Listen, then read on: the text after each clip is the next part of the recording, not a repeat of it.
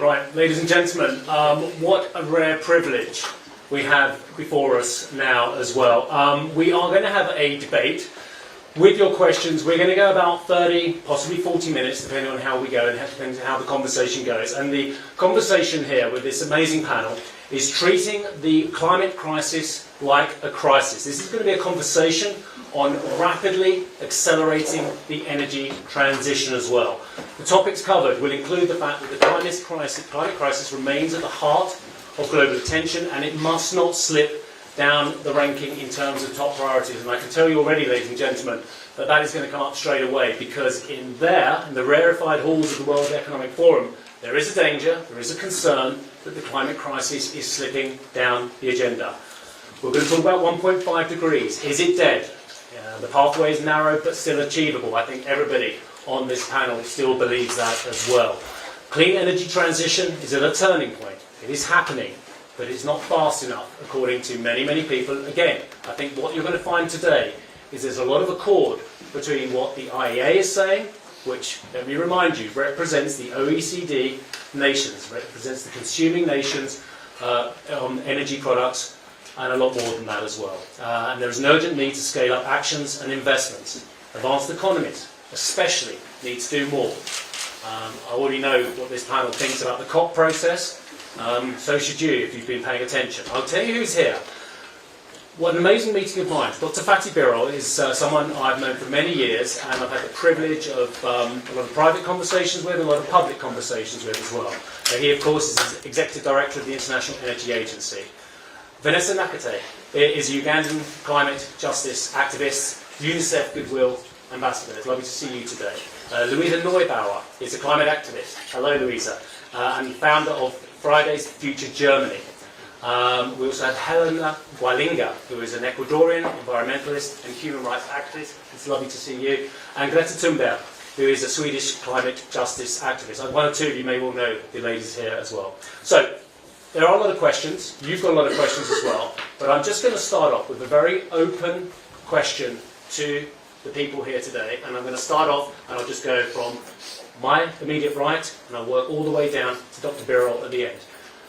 Greta Thunberg, I'm just going to ask you what your message is for the World Economic Forum here today. Very nice to see you. Thank you very much indeed for joining us today. Thank you for being here, and thank you for, so we are right now in Davos, where basically the people who are mostly fueling the destruction of the planet, the people who are at the very core of the climate crisis, the people who are investing in fossil fuels, etc., etc. And yet somehow these are the people that we seem to rely on solving our problems, where they have proven time and time again that they are not prioritizing that. They are prioritizing self-greed, corporate greed, and short-term economic profits above people and above planet. And we seem to be listening to them rather than the people who are actually affected by the climate crisis, the people who are living on the front lines, and that kind of tells us the situation, how absurd this is. But the people who we really should be listening to are not here. Instead, we are bombarded with messages from people who are basically the people who are causing this crisis. Thank you, Vanessa. Well, for me, coming here, I didn't know exactly what my message would be, because what haven't we said and what haven't we done? What haven't we, communicated enough? The climate crisis is evident in the areas that are most impacted. Most cases, these areas are least responsible for the crisis, where people are stretching their livelihoods, people are trying to survive, clinging to their lives and just trying to make it for another day, to make it for another week, to make it for another hour, another minute. So for me, my message is the climate crisis goes beyond statistics and data points. It's about the people, and very so often in this place there is a disconnection between what is being discussed and what is happening on the ground. There is a mismatch between how people understand the urgency of the crisis here and what is happening in places like Turkana, one of the regions that is being impacted by the drought in the Horn of Africa, which I was able to visit last year. And I met different mothers, different children that are suffering from severe acute malnutrition, and it is devastating to continue to see what the climate crisis is doing to communities and doing to children and different mothers across the world. And one specific child that stood out for me is a child that I met with his grandmother in a hospital where cases of severe acute malnutrition are referred for treatment.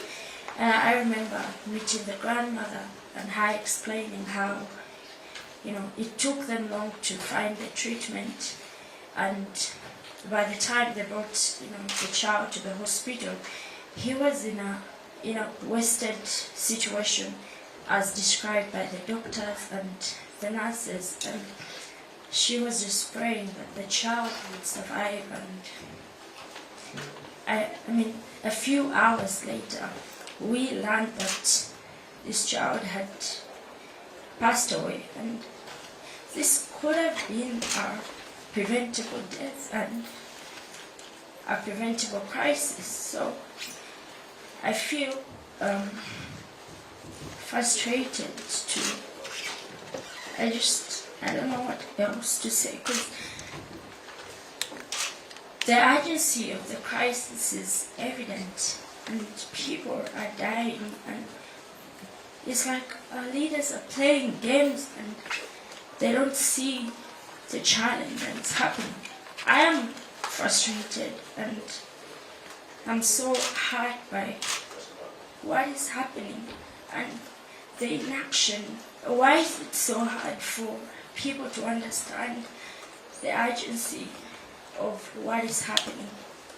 We could save very many lives, because so many people are stretching to try and survive the next minute, the next hour, the next week, the next day. And here the discussions are on growth, development. Why don't we slow down a bit and talk about lives and people? It's just frustrating.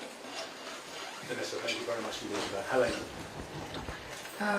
I come from an indigenous community in the Amazon rainforest, and for decades we've seen how our forest has been cut down, again in the name of development, for oil exploration, for extractivism. The same industry that has caused the climate crisis is also destroying our territories. And while they're at it, they're also committing human rights violations. We don't see the sense of urgency reflected in action. Indigenous communities, indigenous peoples, youth, scientists, we've all been pointing towards a direction where the oil industry they're not going there. They're not going there, the world leaders are not going there. And something that Vanessa said, like, we're frustrated, but what else can we do? We've said everything, we've done everything we can, and still we're going into this really dangerous direction. We're taking a really dangerous path, and we're already seeing how people are suffering on the ground. We see that every day in our lives, and it's completely insane that we are allowing this, and we have people here in Davos that are enabling that through government, through investing in fossil fuel, and at some point there needs to be a stop. This is criminal. This is criminal behavior, and it should be judged as so as well. Yes, I'm a climate justice activist from Germany, and I spent the last week with Greta and many others defending livelihoods against coal diggers in the Rhineland in Germany, which is the largest single source of CO2 of the whole of Europe. And many people then said, oh, it's an interesting change of scenery coming from the mud in Lützerath to Davos, whereas we walked through the dirty mud in Lützerath, and now we're in Davos witnessing dirty deals being made, so I'm not sure how much of a change that actually is. Chancellor Scholz yesterday said that the future belongs to renewables, and I think there's one part of the sentence that he left out, which is the future does not belong to the fossil fuels. And if we look at the business plans, however, of the big fossil fuel industries worldwide, 96% of oil and gas industry plan to expand, even though we know that the science is very clear, the numbers are very clear, there cannot be any fossil fuel expansion happening everywhere. Yet the business plans and the investments plans, they tell a different story. And what does it mean? What kind of message is coming from that? And the message is, I think, quite clear. The future will not belong to the fossil fuel industries, but they won't lead into that future themselves. As long as fossil fuels get to make the rules of the end of the fossil fuel era, there will not be an end of the fossil fuel era. Someone will have to draw the line. Someone will have to say enough is enough and end the destruction.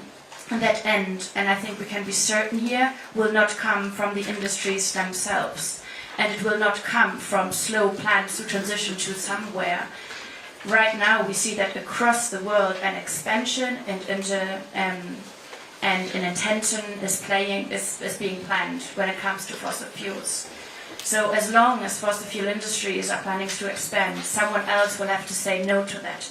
That's why we're turning to the EIA, that's why we're turning to governments worldwide, that's why we're going to the streets. And we also know that as long as investors like BlackRock, like Deutsche Bank, like Qatar, who are the lead investors of RWE, who we fought against last week, as long as they plan to invest in new fossil fuels, they are on the wrong side here.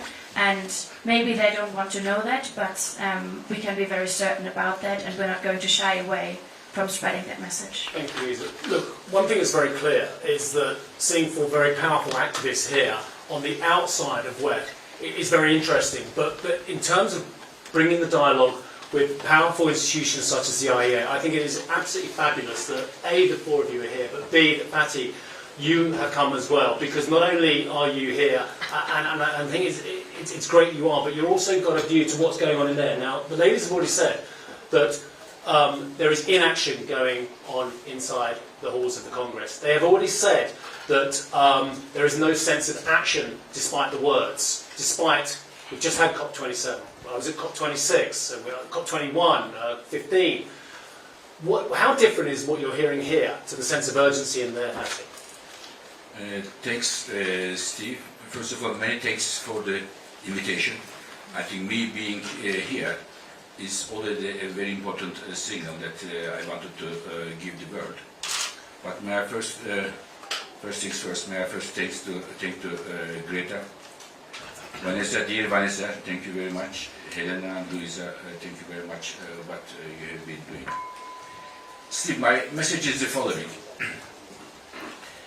Energy is responsible for about 80% of the emissions causing climate change. Okay? If we are not able to transform the energy sector, we have no chance whatsoever to reach our climate targets. So we have to transform the energy sector, making it clean, making it secure. And when I look at today the international agenda, the global agenda, including here in Davos, why we have to see that the climate change needs to get more attention, unfortunately, the attention to climate change is sliding down. I find it rather worrying, and it is the reason I thought it is now time to ring the alarm bells, bring the climate crisis together with other crises, the energy crisis, food crisis, at the top of the international policy agenda. And I think this is my main message. Climate agenda needs to get, it is a priority in the agenda of the decision. Let me just get something straight, Patty, because the activists believe there can be no new fossil fuels projects in order to hit 1.5 degrees. You believe there should be no more fossil fuel exploration, production, new facilities to reach 1.5 degrees. Why is it that the most preeminent organisation, perhaps globally, certainly amongst consuming nations, is saying that, and yet new production is going ahead? So, Steve, the issue is we have to keep the temperature increase to 1.5 degrees Celsius. If it goes above that, the rather fragile equilibrium of our planet will be distorted. We will be all in trouble. In order to do that, we need to get energy from clean, carbon-free energy sources. Okay? And to do that, the magic word is investment. Today, investment in clean energy. Today, the world invests about $1.5 trillion. In order to be in line with our climate targets, it needs to go to $4 trillion clean energy investments. And most of them need to come from the developing countries, hopefully with the help of the rich advanced countries. Now, if we do that, if we bring our energy from clean energy sources, then we don't need any more coal, we don't need any more oil and gas, new investments there. But the point of departure is making clean energy investments and having a clean, secure energy future for all. And there is enough money worldwide, there is enough capital. What we have to do is capital and clean energy projects, especially in the developing countries, need to meet. And what is missing, in my view, is the international political will. If it was there, this would have happened because we have enough sun, we have enough wind, and electric cars are growing. There is a lot of technological innovation, and we have a lot of potential to see the clean energy to dominate. But unfortunately, what we are seeing today is there is a transition happening, not at the pace that we would like to see, especially once again in the emerging and developing world. Thank you, Patty. Greta, you have spoken inside the realms of the COP process. You have spoken outside of the UNFCCC process. You have been inside where talking, and now you're outside. I've done a lot of work just looking at the way you've changed, and you just seem to be on the outside now rather than talking to people on the inside. And I think that's a great shame, because I've been speaking to some amazing people in there the last week, including the Pakistan Minister for Climate Change, who was incredibly powerful, about 1,000-kilometre lakes that just appeared, about farmers having to deal with 50-degree plus heat as well. Do you not feel that your very strong voice actually would continue to do good work if you were actually talking to those powerful people and to those people and just giving them some leadership? Well, first of all, there are already activists doing that, and I think that if there should be activists inside speaking to these people, it should be those on the front lines and not privileged people like me who are not experiencing the first-hand consequences of the climate crisis. But then again, I think that right now the changes that we need are not very likely to come from the inside. Rather, I believe they will come from the bottom up, so to speak. Because without public pressure, without massive public pressure from the outside, at least in my experience, these people are going to go as far as they possibly can. As long as they can get away with it, they will continue to invest in fossil fuels. They will continue to throw people under the bus for their own gain. So I believe that the changes we need right now needs to happen on the outside. We need to build and create a critical mass of people who demand change, who demand justice. And of course, we could do that also from the inside, but yeah.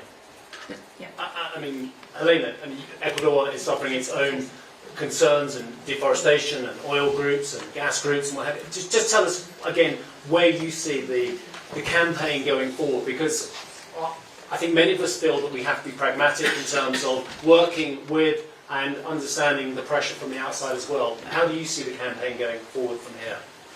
I completely agree with Greta that we need to build massive movement of people that are demanding change and are demanding justice. And when we are talking about the energy transition, when we're talking about the green transition, we also need to make sure that that is just. And I think that's really, really important that we have voices from the places that are being affected both by climate change, but also by the place what the energy transition would mean for communities on the ground, vulnerable communities. And I think that perspective really needs to be taken into account by the private sector, and it's a perspective that cannot be left out. Because if we do that, we're leaving out people again, just like we've done during the entire climate crisis. And I would like to, together with Greta, Vanessa, Louisa, and I, we've created a cease and desist letter to oil CEOs, urging the oil CEOs to phase out from new fossil fuel. We know that they knew. There's a report that's come out saying that they knew way before us what they were doing when they were exploring for oil. They knew what the consequences would be of CO2 gas emissions. They knew the irreversible consequences, the huge impact it would have on people's livelihood, the huge impact it would have on the environment. We launched this a couple of days ago, and we're almost reaching 900,000 signatures, which really shows the commitment of youth, it really shows the commitment of civil society and people, and the change that we are demanding. And this is a message to these CEOs and decision makers of how urgently we want and we need change.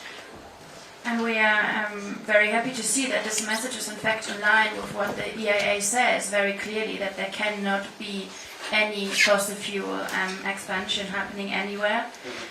Fossil fuel industries had 40 years time to prove that they're up to anything good. They clearly failed. And so the message is very clear, and this is not just clear to us activists, it is clear to people everywhere, especially those fighting at the front line. So we are very happy for you to be here today, and we would very much invite you to carry on this message with us, Mr. Bureau. So we already have our open letter on 18th of May 2021, when we made the green transformation of the global energy sector net zero 2050. We made our report. So we are very happy to see that there will be a big increase, hopefully, for clean energy investments, not fossil investments, so that we can both have energy, because energy is a good thing. What is better is the emissions. So we'll have both energy, and we are going to reduce the emissions and their impact on the planet. So I am very happy that our activist colleagues here are pushing this agenda forward. Louisa, let me just come back to you. A little gentle pushback as well, because I understand what's been going on at Gutsby, and I understand why you were there as well. But when you look at the longer message from Herr Scholz, he said the following: we're going to be 100% energy from renewable sources by 2035. Wind and solar to reach 80% by 2030. Germany will be climate neutral by 2045. This is a good progression. This is a good result in many ways. There are other crises going on in the world. The catchphrase here, and they love a catchphrase here at WEF, is polycrisis. Keeping the lights on in Europe, fighting against the Russians in Ukraine as well. This has created new dynamics and other crises. And I understand what all of you are saying, including Patty, about climate initiatives slipping down the agenda, but actually the short-term remedies to actually keeping the lights on in Europe, action had to be made. And I know you're going to push back a bit there. Excellent question. Well, what we see since really the climate movement started and really emerging at a different scale across the globe, there has been a response by leaders, and that was a friendly message to the PR departments for more green headlines. And so we are well aware that leaders across the world, and also Mr. Scholz, they know their vocabulary, and they know, where something net zero has to happen and something green has to, be put out. But we don't say listen to the science for a joke. We say And I think that is clear to people across the world. What effectively counts is the numbers, it's a science. And when we look at what is behind all those big promises, in many cases, and that is the case in Germany, what we see is a public breakup with the Paris Agreement that is being performed. And when I look at countries like Germany, we are on the top 5 of global, of the top polluters worldwide. There are few countries that are as responsible as Germany and the G7, of course. Who would we turn to if it comes to sticking to pledges made in Paris? Who are those countries are we expect to provide the finance, to provide the industrial transformation, if not those countries, if they don't, start to deliver? And so, luckily enough, the science is clear, the numbers is clear, and we don't have to be fooled anymore. And people are rising up everywhere. Just the other week, there were 30,000 people protesting with us against the extension of the coal mine, with support from across the world. And we're really seeing that the PR strategy that hoped you could just market away the climate crisis is not working out, whereas the people are there and they are willing to tell the truth. Steve, can I say something here? I think we can have some, when we look at the energy world today, we can have some slight optimism, legitimate optimism here.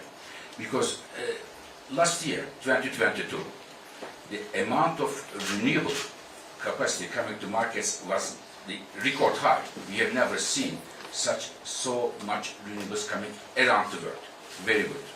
The efficiency improvements, very strong, and a lot of clean energy technologies are growing.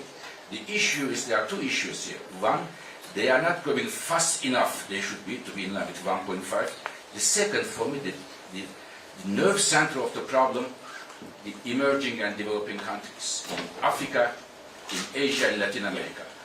There is I think, a moral responsibility of the advanced economies to support the clean energy transition in the emerging world. This is key, in my view. I absolutely agree. And I want to ask Vanessa and Greta a question on this. It's different questions.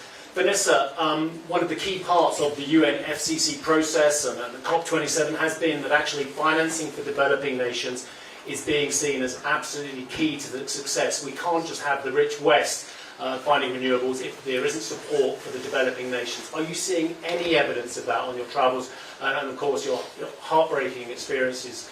Is there any evidence that some of those promises are getting to ground zero? Well, I can speak from the most recently established Loss and Damage Fund at COP27. It was established, but it's still an empty bucket with no money at all. And coming here at Davos again, you mentioned something about the energy crisis, keeping the lights on for Europe and the West. I understand that this is not the West Economic Forum. This is the World Economic Forum, and many times the discussions about the interests of the Western countries. How can we ensure that we address this, in Europe? How can we ensure that we address this? But then there's been an ongoing energy crisis, for example, in the global south, on the African continent for decades, with over 600 million people with no access to basic electricity. So I think that this really needs to be treated like a world economic forum, because I think the world doesn't only constitute of Europe and the West in general. So I just really wanted to say something on that previous question that you asked, that if there is an energy crisis, it's not just in Europe, it has been there for decades, and we need the massive scale up of renewables, especially in communities that are experiencing energy poverty or that have been experiencing energy poverty for decades. So yes, there is a need for that finance for adaptation. There is a need for real money for loss and damage, because with whatever crisis that we see, it's multiple in the countries, for example, in the global south, and even the discussions of 1.5, as the ultimate space of survival, but at 1.2 degrees, it's already a living hell for so many communities across the African continent, across the global south. So when we hear discussions of 1.5 as the place that will save us all, maybe it's a place that will save the Western countries, but at 1.2 it's already catastrophic for so many communities. And that's why it's really important that we cannot have any new fossil fuel investment. The UN Secretary General Antonio Guterres announced that the business models of fossil fuel companies are inconsistent with human survival. They're inconsistent with human existence. He already said it's more an economic madness to make any more of these investments. So to ensure that people are protected, not just in the West, but the entire world, we must phase out all the fossil fuels, and that is all oil and gas, and massively support a transition to renewable energy, especially in the global south. Thank you. Can I say something to support when it's Africa? Because Africa we don't talk much. Now, in sub-Saharan Africa, every second person doesn't have access to electricity. That's number one. Number two, 2 out of 3 households using primitive cook stoves for cooking, which creates a lot of respiratory diseases, especially for women and children, and it is the top 3 premature death reasons in sub-Saharan Africa. This can be solved, this problem, both of them, access to clean electricity and access to clean cooking, with a very small amount of money, enough money to pay a 1 LNG terminal in one country. You can solve the problem in entire sub-Saharan Africa, just to put in that context. But Of course. I think the only challenge is that we are only discussing about the energy crisis, and like you've said, we don't talk about Africa a lot. I really picked that, and I think it's really problematic because it's like Africa is an afterthought, or so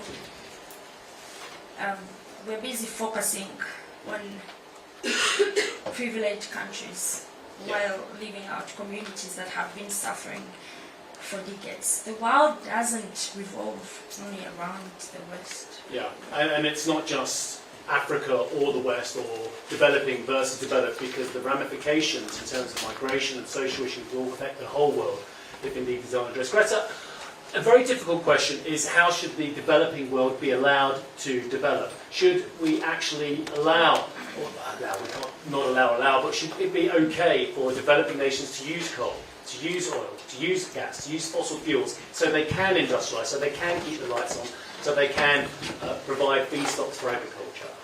It's very tricky to know what developing nations should be able to do, rather than, again, the rich West that this concentration of a lot of this topic has been about. First of all, I think that the term developing countries is a bit misleading. It's not like they are underdeveloped, it's more like they are overexploited by other countries like ours. And I don't think I'm in the position to tell others what to do.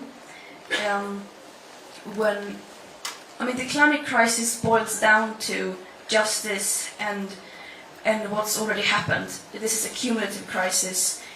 What we do, the emissions we emit stay in the atmosphere for a very, very long time and will continue to destabilize the biosphere for many, many generations to come.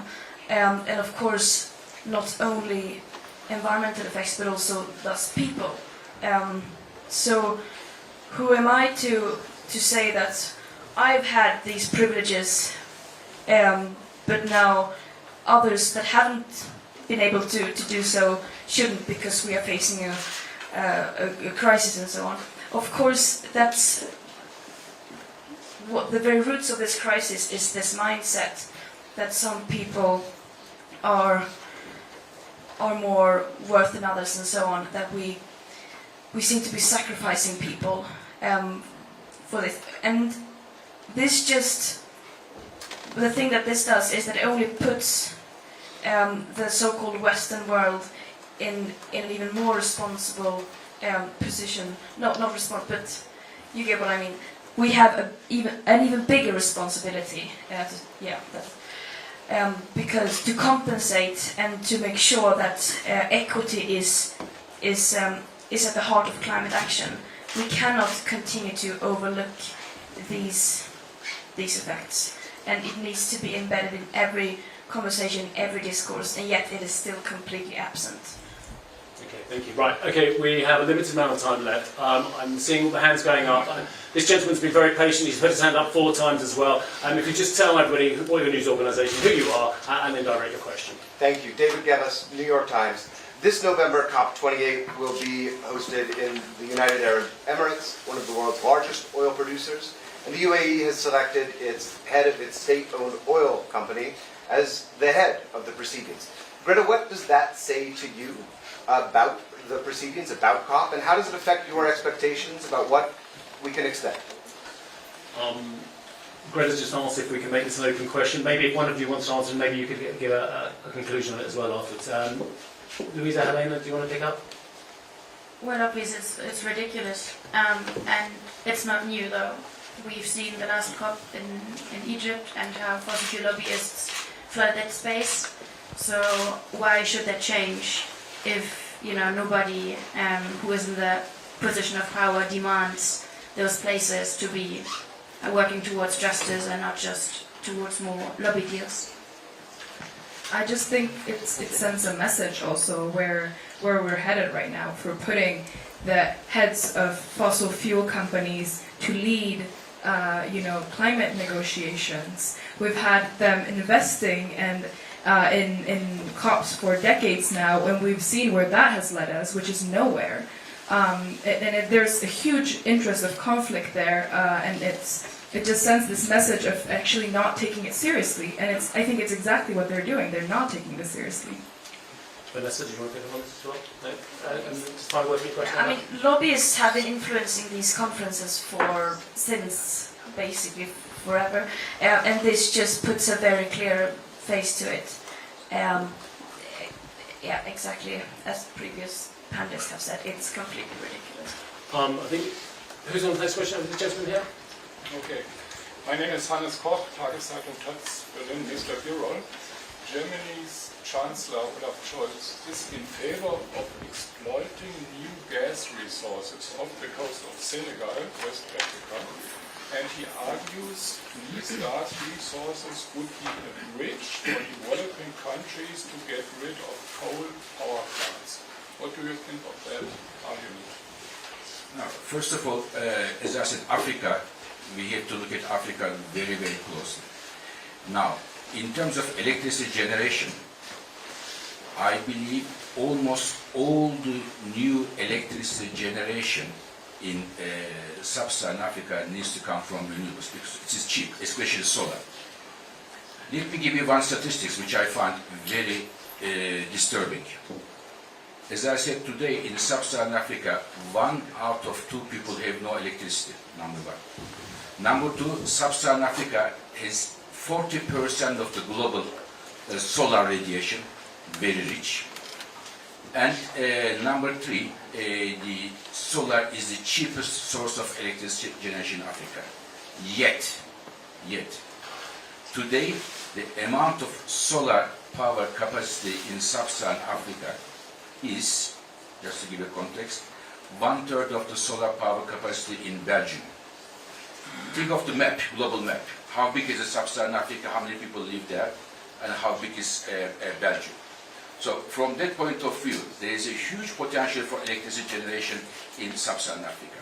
Having said that, there are some applications, because the energy you don't need only for electricity generation, you need for other things.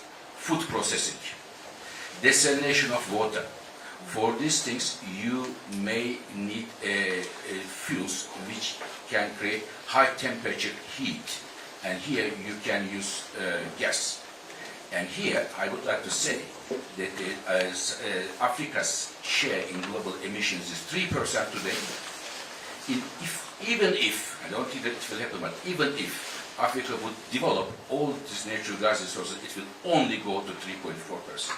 So from that point of view, I would be very careful to put Africa in a different context than other countries. You can't compare Africa with other countries here. Thank you. Let's get a question from this lady over here. Hi, Mariah from ITV News. This is for Dr. Birrell. We know that banks, despite their net zero pledges, continue to fund new oil and gas extraction. What's the IEA's view on this? Is it problematic? So, it is their money, first of all. It is not IEA's money. But I think I see three risks there. And because banks and others are saying they are putting this because of the energy crisis we are in. The first risk is if you today decide, even decide today, to build a new oil field, the first oil will come to the market in 6-7 years of time. It will not come tomorrow. There is a delay here. It will not be immediately ready. This is number one. Number two, I am not sure. 7 years of time, the global oil demand will still increase and we will need more oil in the future because the electric cars are growing very strongly. There will not be demand, so there may be a business risk for those banks. This is the second point. And the third point is, it is a climate risk. From this 3 point of view, the timing doesn't justify this energy crisis doesn't justify this 7 years. This is a business risk, and there is also the climate crisis. In general, if I may, Steve, one shouldn't imagine to justify the Russian invasion of Ukraine some large-scale fossil fuel investments. One shouldn't use it as an excuse. Right, let's get a question from this gentleman here who's been very patient. Thank you. Hi, everybody. My name is Uwe Häuser. I'm an editor with the German weekly Die Zeit. And I've been listening to you, the activists, and I got a little scared in the following way.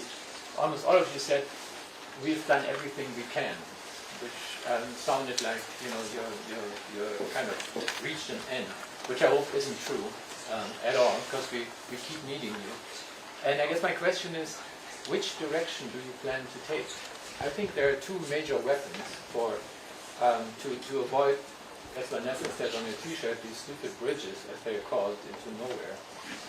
One is capitalism, sort of feeding the oil and gas industry with its own weapons, meaning with cheaper renewable energy, especially in the south of the world. We're far from that, but I think that's one way to go. The other is litigation. There's a lot of hope in litigation. So my question is, where this Fridays, where do you intend to go to make sure that your influence stays high? So what I'll do is just to say I've got time for one more question after this. So one of you, I'm not looking yet. And what I want to do is, if I may start with all of you answering that question, if you would as well, and I'll start off with you, if you would, Louisa. And should we take another question to answer too, maybe, or not? Well, you've got two questions there anyway. Okay. Are you going down the Yeah. litigation route, and Okay. what other route forward? Well, I think it's very clear that as an activist, what we do what we do not because it's easy or because it's convenient, but because it's necessary. And we don't do it despite it's hard, but because it's hard and it's a tough run. And what we see, though, is that we are joined by forces across the globe. And luckily enough, we are more than ever. And we see the most unlikely alliances are building up. Speaking of the protest in the coal area in Germany, we were joined by farmers, by churches, by grandparents, by people from really across the place who start understanding that this is their time to act. And the idea that, you know, the climate activists will save us all, it's another myth to reassure in a time where there can't be reassurance on things.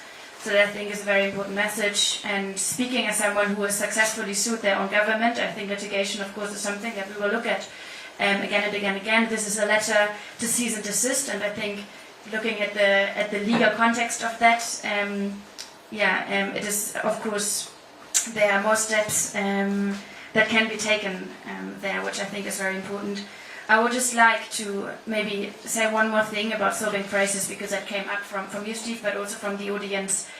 It's a fairy tale to tell that new fossil fuels will solve any kind of crisis. the energy crisis we're in is a fossil fuel energy crisis. It is existing only because of a singular dependency on fossil fuels, in this particular fossil fuels from Russia. And what we're seeing is that new fossil fuels don't solve energy crises in Europe, but they produce crises across the globe. And whenever someone goes ahead and starts selling a new fossil fuel project as a solution to any kind of crisis, I think it's a journalistic duty, but also a public duty, to challenge this and to ask what kind of crisis to be solved and which new crisis is to be produced here, which, as we heard on the panel, is very obvious, I think. May I add something here? Not now, but Fuzzy, we'll come back to that just one line. very briefly. I think that the lasting solution to our energy crisis go through clean energy investments. Just one thing. Thank you, Fuzzy. Helene. I think the reason why we do this is because we know we have something to defend.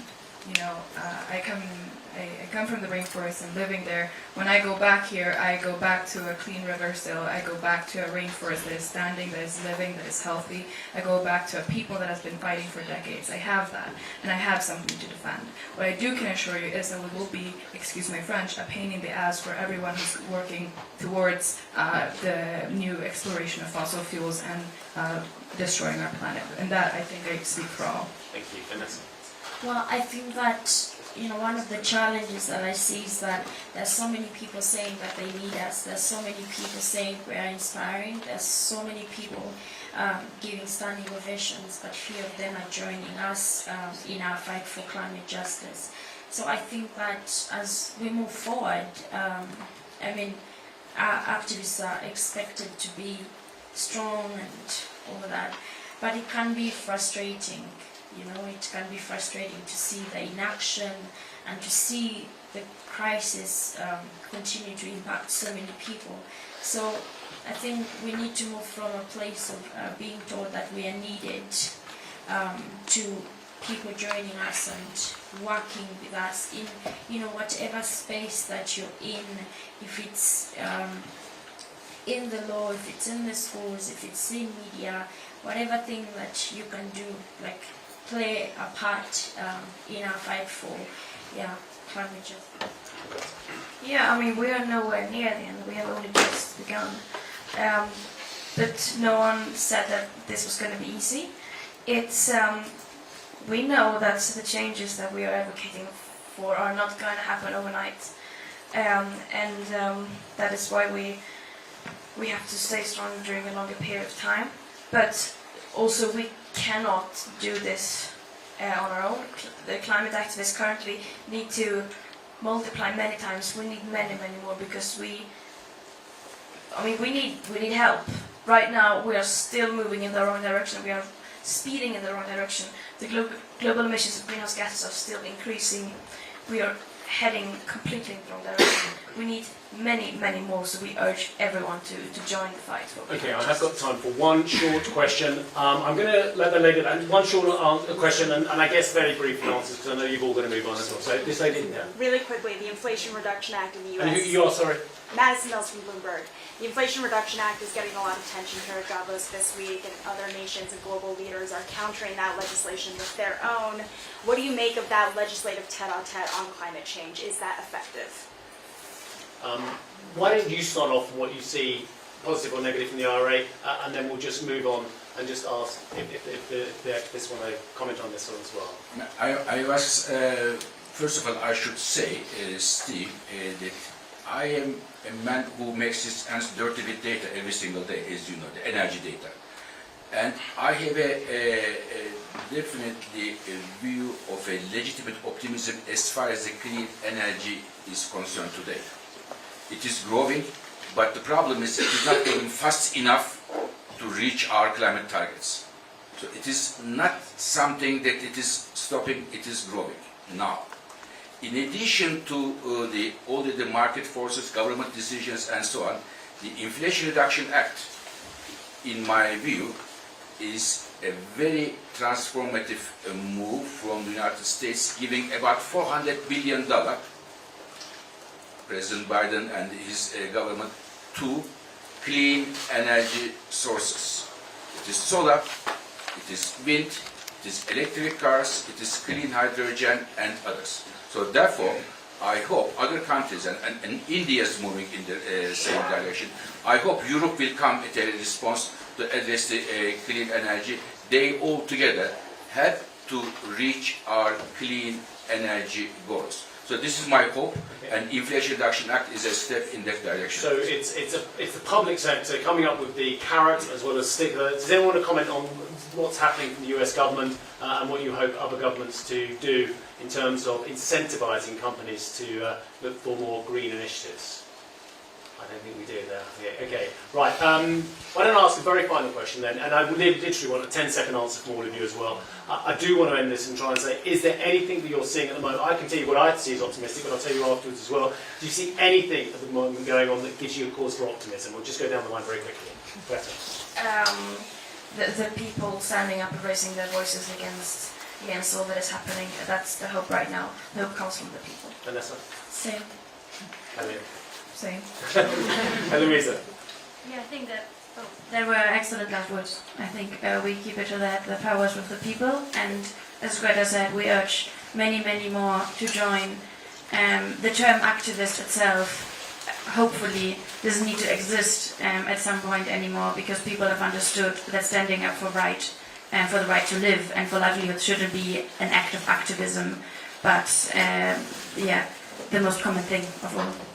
And maybe I can add to the people one. Also, people on the ground are not giving up. They're still putting up, again, hell of a fight. Fatty, cause for optimism. Now, Steve, what I see is that this challenge is really very huge. Transforming the entire energy sector, which has been in place decades and decades.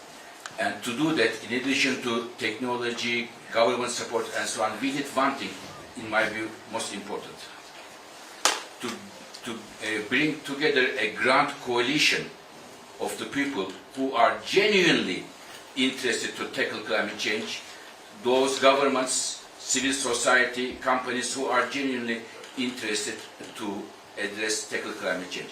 And I think this grand coalition is happening slowly but surely, and this gives me optimism. And that is very similar to my optimism, the fact that we've got one of the most powerful men in energy sitting on a panel with four of the most powerful activists in climate change. So I just want to thank all of you. Dr. Fatih Birol, thank you very much indeed. It's been good to see you again. Luisa Neubauer, thank you very much indeed. Helena Gualinga, really nice to meet you. Vanessa Nakate, incredibly powerful. I mean, thank you very much indeed. And Greta Thunberg as well. Thank you very much indeed for joining us. A round of applause, please.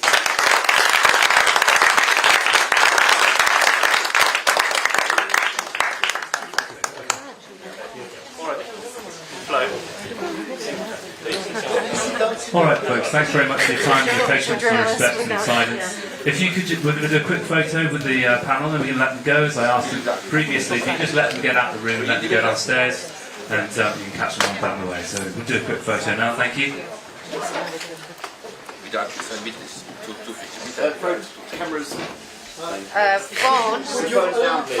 Just pop your phones down, we'll do an iPhone call in a second. Why don't take the ladies? Could you bring the up? Yeah. And how about with just the panel and without me in it as well, perhaps? Fatty, why don't you stay now? No one is.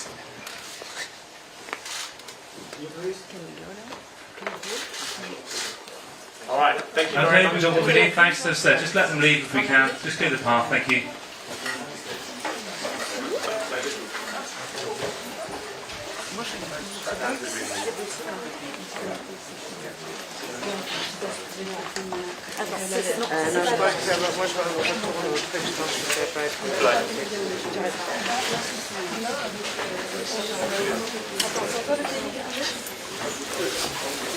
Okay, guys, just give it a minute or so. Thank you.